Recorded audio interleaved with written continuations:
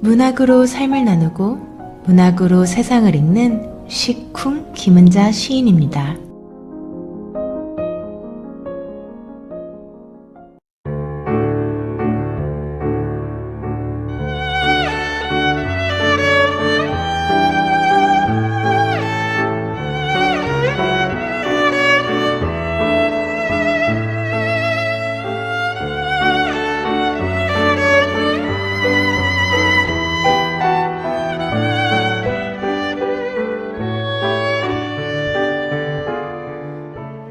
(2021년) 신축년 소띠해 첫 토요일입니다.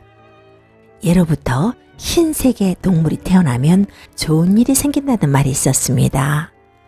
신축년 소띠해에는 여러분들 가정에 행복과 축복이 많이 깃드시기 바랍니다. 올해는 소 중에서도 흰 소띠 해입니다. 흰색은 한국인들에게는 특별한 색이죠. 백이민족이라 부를 정도로 흰색은 한국인의 색이기도 합니다. 깨끗하고 정갈함을 상징하는 색이죠. 한 해를 시작하면서 누구나 바라는 소망이 있습니다.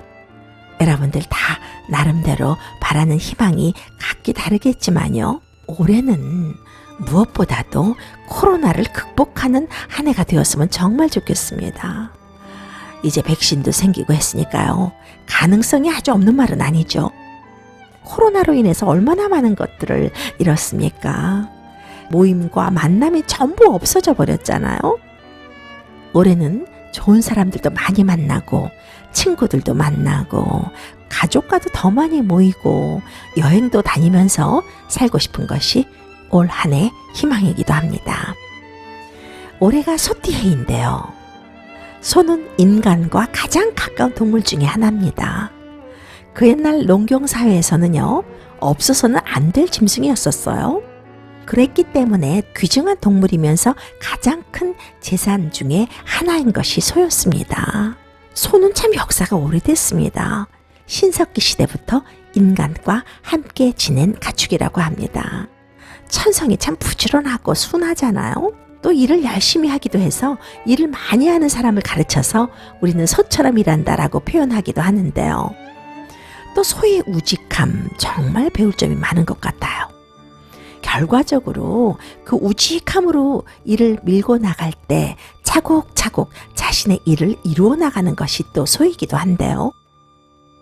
시쿵 작년 한 해 여러분들께서 시쿵 많이 애청해 주셨습니다. 특별히 서부에 계신 문인들, 한국의 문인들께서 많이 청취해 주시고 관심 가져주신 것에 대해서 감사를 드립니다. 올해도 여러분들에게 더 깊은 문학을 통해서 삶을 깊이 나누는 시간이 되도록 노력하겠습니다. 1월의 첫째 주 토요일입니다. 오세영 시인은 1월이라는 시에서요. 1월이 색깔이라면 아마도 흰색일 게다. 아직 채색되지 않은 시내 캠퍼스, 산도 희고 강물도 희고 꿈꾸는 짐승 같은 내 영혼의 이마도 흰색일 게다 라고 노래했습니다. 우리는 아직 채색되지 않은 흰 캔버스를 선물로 받았습니다. 한 해 동안 아름다운 그림 많이 그렸으면 좋겠네요. 한 해의 시작입니다. 시작이라는 말은 늘 가슴을 설레게 하는 것 같아요. 처음이라는 말도 그렇고요. 문학으로 삶을 나누고 시 한 편으로 세상을 건너가는 2021년 신축년 첫 방송 시작하겠습니다.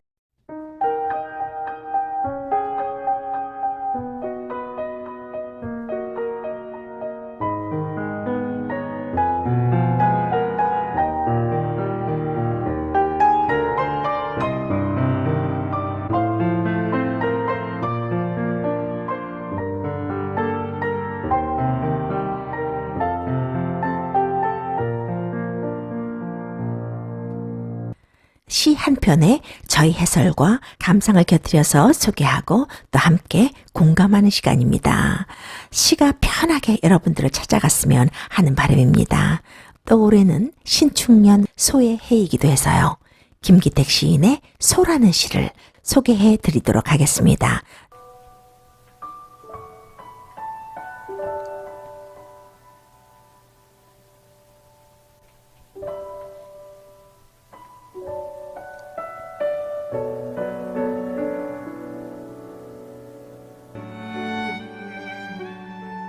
슬픈 눈동자를 들여다보는 것 같은 그런 시였습니다. 요즘 농가에서 일손을 도우려고 키우는 소는 거의 없죠. 소의 눈을 보면요. 그 큰 눈을 꿈뻑꿈뻑 거리는 걸 보면 무슨 말을 꼭 하려는 것 같기도 해요. 순박한 눈이 소의 눈입니다. 자세히 보면 그 큰 눈에 눈물이 촉촉이 배어 있어요. 힘든 소의 생에는 눈물 자국이 마를 날이 없죠. 우리네 삶을 연상시키기도 하는 시였습니다. 시를 조금씩 나누어서 공감해 보기로 하겠습니다. 소의 커다란 눈은 무언가 말하고 있는 듯한데 나에겐 알아들을 수 있는 귀가 없다. 소가 가진 말은 다 눈에 들어있는 것 같다. 누군가 사랑할 때 그렇잖아요. 우리는 사랑하는 사람의 눈속을 깊이 들여다보곤 했습니다. 눈을 맞춘다기보다요. 서로의 언어를 주고받는 거예요. 시인은 소가 무슨 말을 하고 있는데 그 말을 알아들을 수 있는 귀가 없다고 말하고 있습니다. 눈물처럼 떨어질 듯 그렁그렁 매달려 있는 소의 언어. 그러니까 소의 생에는 눈에 다 들어가 있는 것 같다 라고 말하면서도 시인은 그 말을 알아들을 수가 없다고 말합니다. 가도 가도 끝없는 소의 그 고달픈 인생을 어떻게 우리가 헤아릴 수 있겠습니까? 내가 어떻게 말로 표현할 수 있겠습니까? 라는 말처럼 들립니다. 소가 가진 말은 다 눈에 들어가 있는 것 같다 라고 말하잖아요. 고달프고 애처로운 소의 삶은 말이 아닌 모습이다 라는 말이기도 한 것 같습니다. 다음 년입니다. 말은 눈물처럼 떨어질 듯 그렁그렁 달려있는데 몸 밖으로 나오는 길은 어디에도 없다. 마음이 한 움큼씩 뽑혀 나오도록 울어보지만 소는 고된 삶의 대명사입니다. 소는 그 고된 삶을 표현할 줄 모르는 것 같습니다. 삶에 대한 한탄과 슬픔이 밖으로 나오는 길을 찾다가 그만 주저앉아서 눈물처럼 떨어질 때 그렁그렁 매달려 있다고 감각적 이미지를 활용해서 우리에게 말해주고 있습니다. 몸 밖으로 나오는 길이 어디에도 없는 인생. 속으로는 마음이 한 움큼씩 뽑혀 나가도록 얼마나 울었겠어요? 그 옛날 소는요. 쟁기와 썰애와 달구지를 끌고 밭농사, 논농사 그러면서도 그 두꺼운 혀로 억센풀을 뜯어먹곤 했었습니다. 그뿐입니까? 몸 전체를 인간의 육식으로 내놓는 숙명을 타고난 힘들고 고달픈 여정의 짐승이었습니다. 고달픈 여정의 대명사, 슬픈 운명의 가축입니다. 그럼에도 그 슬픔이, 그 고달픔이 몸 밖으로 나오는 길은 어디에도 없다고 하네요. 우리의 삶도 그런 것 같습니다. 슬픔과 숙명, 고달픔 그런 것들 말 못하고 눈물처럼 그렁그렁 매달려 있는 사람들 얼마나 많이 있습니까? 그 슬픔과 서글픔을 분출하지 못해서 마음의 병도 얻고 또 삶을 놓아버리는 사람도 있습니다. 그래도 소는요. 슬픔이 몸 밖으로 나오는 길이 어디에도 없지만 눈물을 그렁그렁 눈에 매달고 살아가지만 아침이면 일어나서 밭을 갈고 여물을 또 먹습니다. 일하러 갈 땐 강한 무릎으로요. 불끈 일어서서 충직하게 밭을 갈러 나가기도 하고요. 소의 느린 걸음걸이와 큰 눈이 강렬하고 우직하게 느껴지기도 하는 시기였습니다. 다음 년입니다. 말은 눈 속에서 끔쩍도 하지 않는다. 수천만 년 말을 가두어 두고 그저 꿈뻑거리고만 있는 저렇게도 순하고 동그란 감옥이여. 순하고 동그란 감옥이라. 그 감옥에 말들이 갇혀 있다. 그렁그렁 소의 그 큰 눈망울에 매달려서 떨어질 듯 떨어지지 않고 꿈뻑거리는 소의 눈 속에 갇혀있는 슬픔. 여러분들은 상상할 수 있나요? 고된 삶 속에서도 그저 커다란 눈만 꿈뻑거리는 소의 눈을 보고 시인은 오, 저렇게도 순하고 동그란 감옥이요 라고 감탄합니다. 소 눈동자의 그 아득한 슬픔의 깊이를 인간이 어찌 헤아릴 수 있을까요? 소는 천성이 순한 초식동물이에요. 힘든 상황에서도 난동을 부리는 일이 거의 없습니다. 그런 유순한 성격 때문에 더 애처롭고 슬픈 가축인 것 같습니다. 시인은 소의 눈을 순하고 동그란 감옥에 비유했어요. 이 표현이 압권입니다. 이 표현은 많은 의미를 내포하고 있습니다. 순하고 동그란 감옥, 삶의 고달픔과 불공평, 그런 것들을 시인은 소의 눈에 빗대서 말하고 있어요. 그런데 그것이 너무 순하다고, 어찌 보면 너무 순해서 그것이 소의 숙명적인 감옥이 되어버렸다고 말하고 있습니다. 공감합니다. 삶의 고달픔을 분출하지 못하고 눈만 꿈뻑거리는 소. 소뿐이겠습니까? 그렇게 살아가는 사람들. 아무리 요즘 세상이 됐고는 하지만요, 많이 있을 겁니다. 슬픔이 순한 감옥이 되어버려야 살아갈 수 있는 것인지도 모르겠어요. 마지막 연입니다. 어찌 해볼 도리가 없어서 소는 여러 번 씹었던 풀줄기를 배에서 꺼내어 다시 씹어 짓이기고 삼켰다가 또 꺼내어 짓이긴다.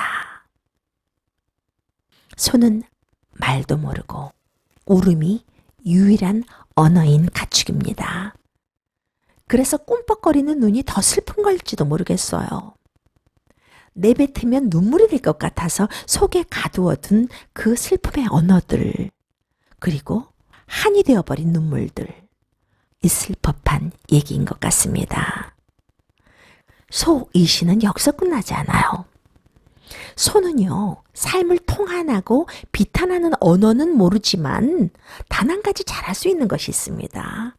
되새김질, 슬픔과 고된 운명을 눈물처럼 매달고 살지만 표현 욕구가 실현되지는 않지만 속으로 끊임없이 꺼내고 다시 되새기면서 또 삭히면서 살고 있다는 겁니다. 이 시는 소를 바라보는 시인의 슬픈 시선이 느껴지면서도 소의 우직함과 삶을 대하는 인내를 그대로 보여줌으로써 삶의 진정성과 기계를 느끼게 해주는 시이기도 합니다. 그 옛날 한국 농촌에서는요, 어스름한 저녁이 되면요, 소들이 집으로 돌아왔습니다.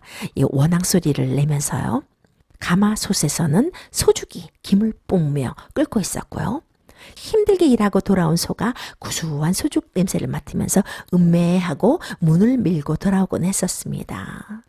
그렇게 힘든 농사일을 하고도 하루 종일 밭을 메고도 콧김을 날리면서 외양간으로 돌아오곤 했었어요. 소는 옛날부터 우리 민족과 함께 살아온 동물이었습니다. 소의 눈망울 보세요. 참 크고 맑습니다. 참 순합니다. 자연의 순수함과 생명력을 느낄 수 있을 정도로 무언가 움직이는 것 같은 그런 느낌이 들어요. 시인은 그런 소와 소의 눈을 통해서 삶을 소통하고 교감하고 싶었던 겁니다. 약하고 수동적인 소를 슬픔 그대로의 색깔로 표출하면서도 그 속에서 삶의 열정과 진정성을 깊이 느끼게 해준 시였습니다. 이 시를 쓴 김기택 시인은요, 1957년 경기도 안양에서 출생했습니다. 중앙대 영문과를 졸업했고요. 1989년 한국일보 신춘문예 시부문에 꼽추가 당선돼서 등단됐습니다. 시집으로는 태아의 잠, 바늘 구멍 속의 폭풍, 사무원, 소, 껌 등이 있고요. 김수영 문학상, 현대문학상, 이수문학상, 미당문학상 등을 수상했습니다.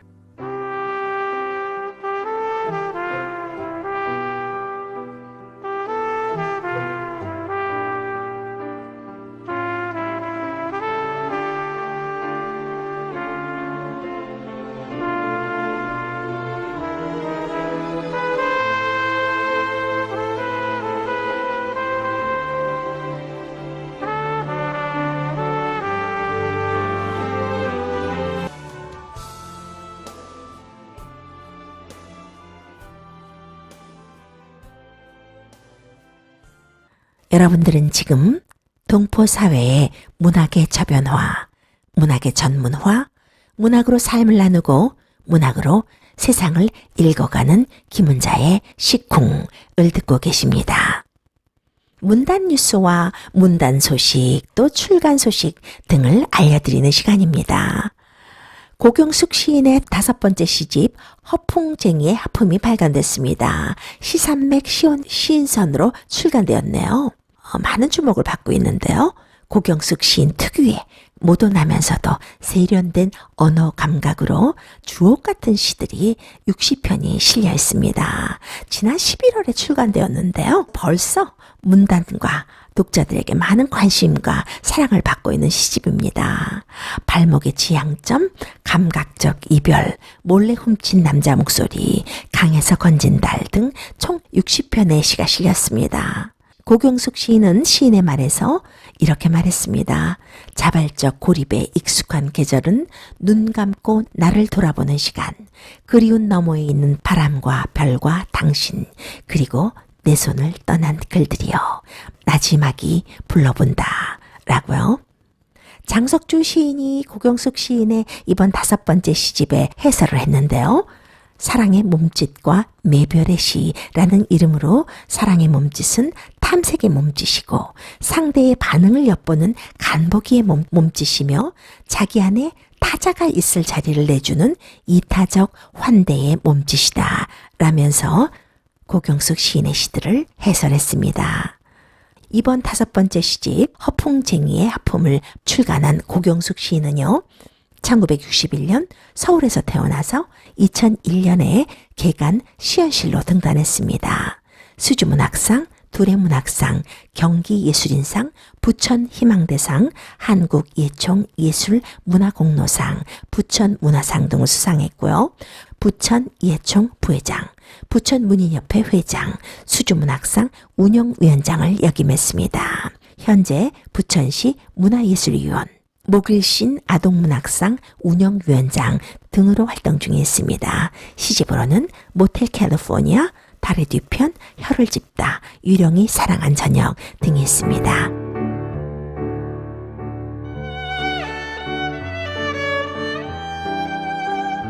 새해가 시작되면서 겨울이 한층 깊어진 느낌이 듭니다.